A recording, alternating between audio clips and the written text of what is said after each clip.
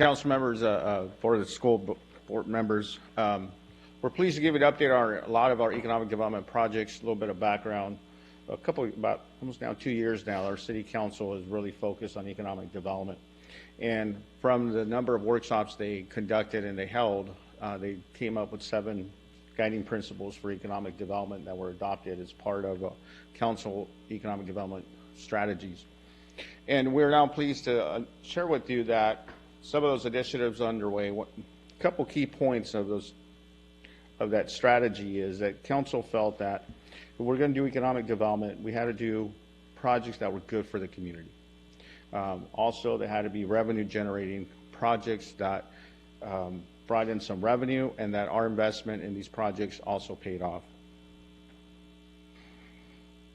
Currently, we have 5 active projects that we're working on.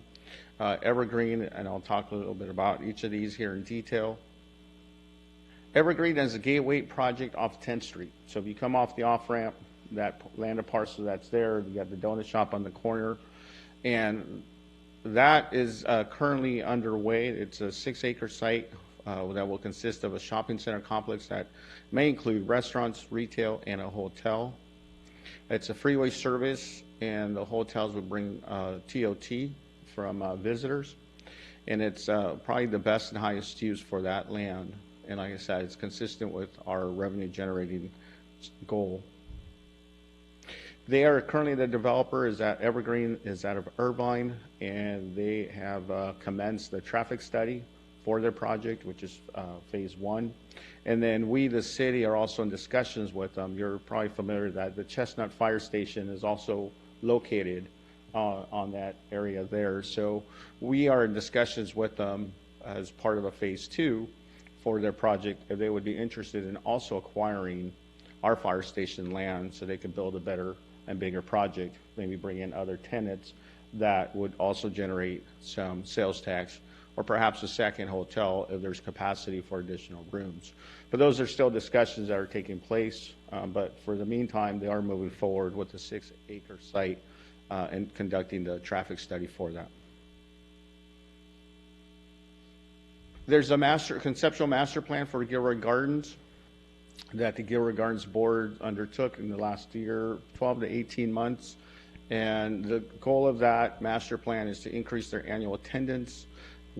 Our city council and the Gilroy Gardens board will be going into discussions about that master plan and what is conducive to the land that the city owns, which is the 535 acres, which includes the park itself, as well as the lower land closest to Hecker Pass, and then the hillside development.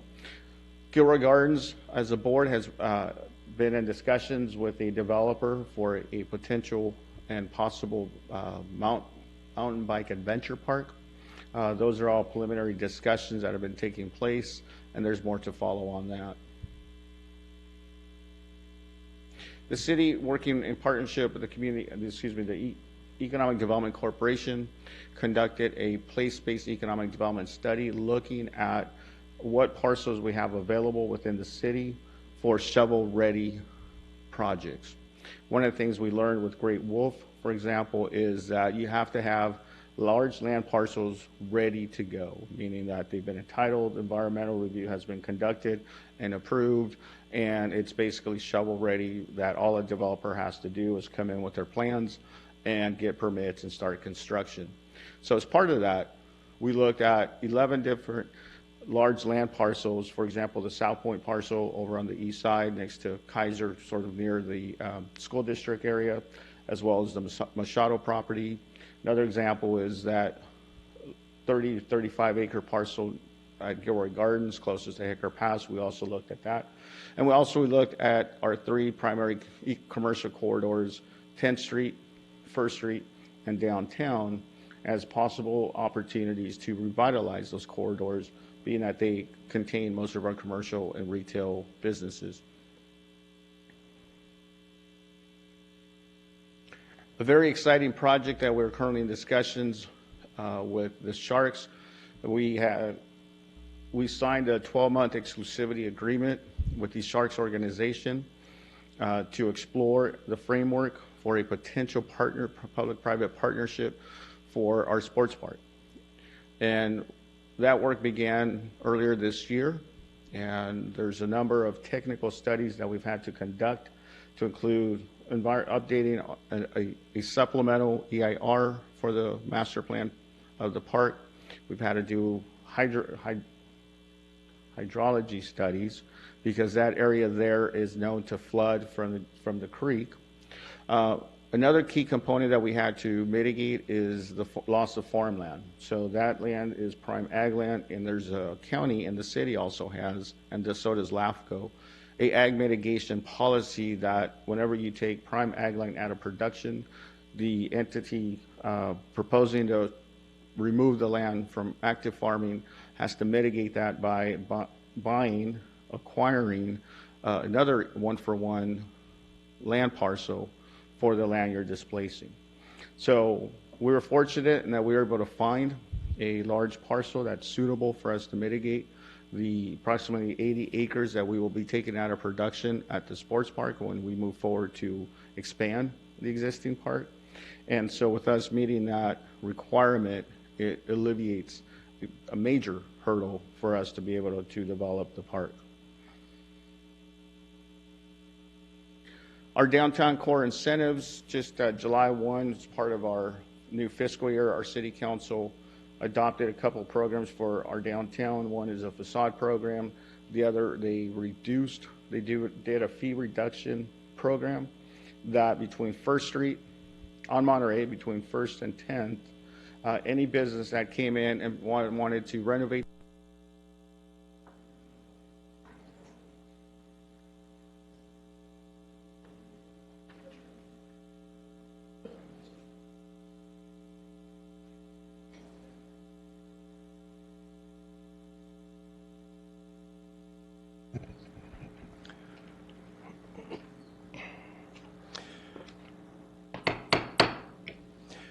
Welcome, everybody. This is the regular council meeting of Monday, October 21st, 2019. It's shortly after 6 p.m. I am calling this meeting to order. If you don't mind, please stand for the Pledge of Allegiance. Thank you.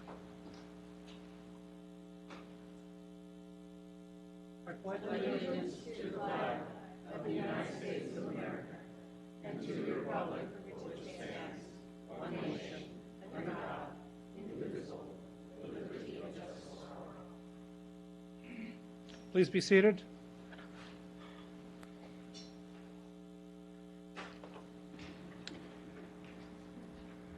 There is no invocation, and we have, can I ask the city clerk to report on posting of the agenda, please? Tonight's agenda was posted on October 16th, 2019 at 5:25 p.m. and the revised agenda was posted October 16th, 2019 at 9:45 a.m.